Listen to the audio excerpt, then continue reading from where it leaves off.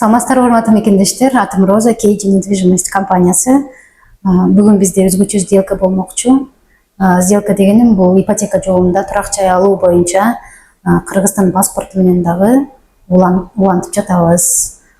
Бул кардарларыбыз Иркутск шаарынан кайрылышкан, өздөрү Иркутскта турушат. Үйдү дагы Иркутсктан алып жатышат. Ошондуктан сатып алуучу жана кардарыбыз эртең менен самолет менен учуп келишкен. Анткени Иркутск шаарында Транскапитал банктын филиалы жок болгон үчүн Новосибирск шаарында сделкабызды өткөрмөкчүбүз.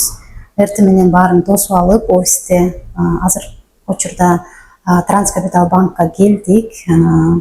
Бизге ийгилик кылып коюңуздар, сделкабыз ийгиликтүү өтсүн.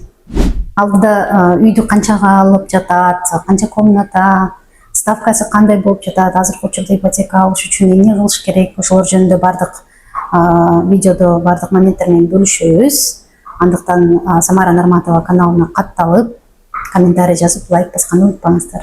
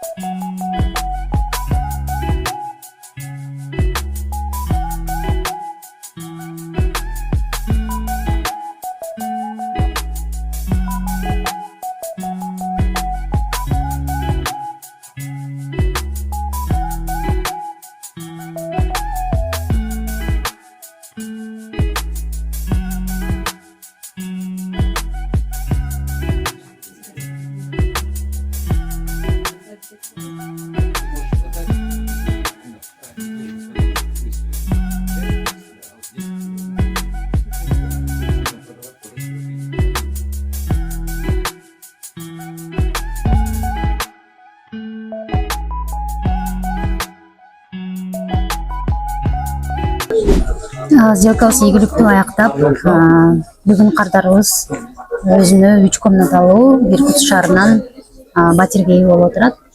Сделкабыздын бардык этаптары аяктады. Биринчи Сбербанк менен башталып, экинчи этабы Транскапитал банкта бардык моменттер бүттү, документтерге кол коюлду. Азыркы учурда толкунданып, ушундай үй алдымбы деп, алдымбы албадымбы деп ишенбей отурган кардарыбызга сөз беребиз. Өз жөнүндө маалымат айтып, ипотека жөнүндө негизинен качантан бери ойлонуп жүргөн, качан кайрылган биздин компанияга, негизи эле биздин компания жөнүндө кандай ой пикирде калды, ошону сиздерге айтып, сиздер менен бөлүшүп кетет. Саламатсыздарбы, мен Камчыбек кызы Таттыбүлү, Иркутск шаарынан келип отурам. KG недвижимость эжем аркылуу угуп, жердеш эжелерибиз аркылуу угуп, заявление таштаганбыз 15 мартта. Биз көпкө күтүп калдык, буйруп, бүгүнкү күнгө туура келип, бүгүн сделкабыз өттү, аябай жакшы болду баары. Чыксарды айтып кетсем, эң көбү күткөнүбүз болду биздин. Почти 4 ай күтүп калдык. 4 айдан кийин одобрение бергенден кийин 1 айдын ичинде үй алганга аракет кылдык.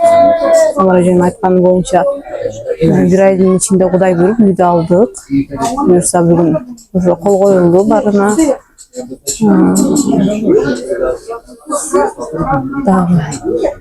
Биздин сделкабыз, получается, Новосибирскте өттү. Өзүбүз Иркутскте жашайбыз.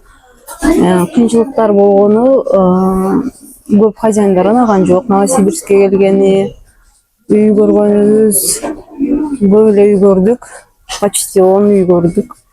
Акыры ушуга токтолдук. Биринчи көргөн үйүбүз, алабыз деп аткан үйүбүз объект согласын болгондон кийин хозяйка отказы кылып, Новосибирскке келишке. Ошондон болбой калды. Андан кийин дагы бир 8 үй көрүп, 8-инчисине алдык окшойт. Ушул акыркы үйдү хозяин согласен болуп Новосибирскке келгенде. ушинтип келдик. Үй алууну негизи мен көптөн бери каалап жүргөнмүн. Үй алуудагы кыйынчылыктарды айтып кетсем, көбү Новосибирскке келгенде каршы согласие беришпей, бүт расходторун, билетини, жеген ичкендин өзүбүз төлөдүк. Бирок бул жакта проживанияны Самара эже төлөп берди. Кеji недвижимость өзү кандай десем, өз мойнуна алдым деп айтканда, мен расходун көтөрүп бердим хозяиндин. Ошонун калза кылып берем. Үй алууда эң биринчи Самара эже айткандай, риэлторуң жакшы болуш керек экен. Риэлтор күчтүү болуш керек экен. Бүгүн Роза эженин жардамы менен буюрса үйлүү болуп отурабыз. Ыраазычылык айтып кетем Самара эжеге, көп жардам берди.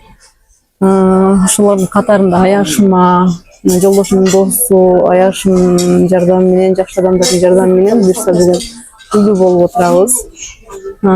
Жолдошума ыраазычылык айтамын. Дагы эме дейин, ушул Самара эженин артынан сиздер да кайрылуу үйлүү болуңуздар.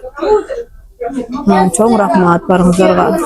Дагы ыраазычылык айткым келет үйдүн сатуучусу Борис Александровичке.